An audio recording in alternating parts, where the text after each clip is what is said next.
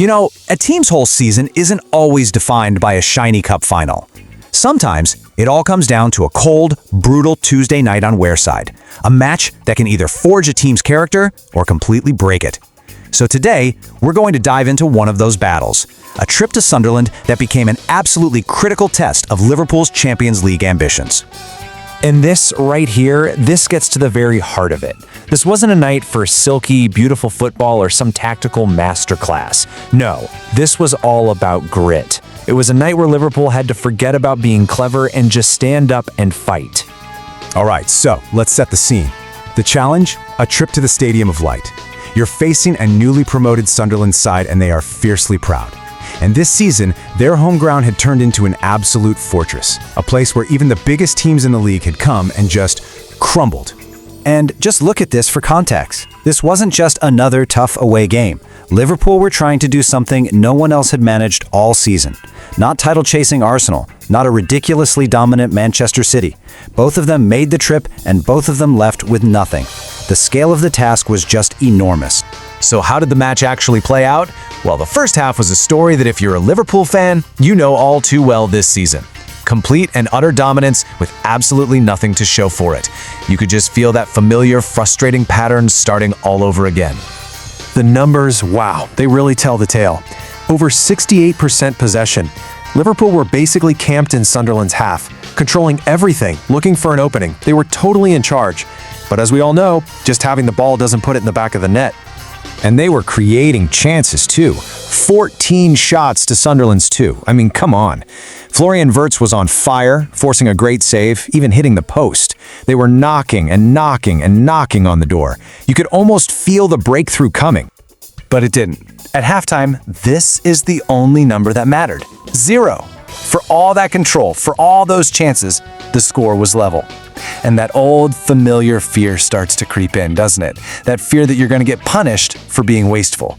But then, after an hour of just banging their heads against a brick wall, the whole narrative shifted. One moment, one player, and everything changed. And isn't it just ironic? A team that had struggled so much with set pieces all season finds their salvation from one. It was their 10th corner of the match, which really just shows you how relentless their pressure had been. And who else could it be? The captain, Virgil van Dijk. He just soars above everybody else, meets Mohamed Salah's cross with this thumping header that finally breaks Sunderland's resistance. It was a goal born from pure, raw determination.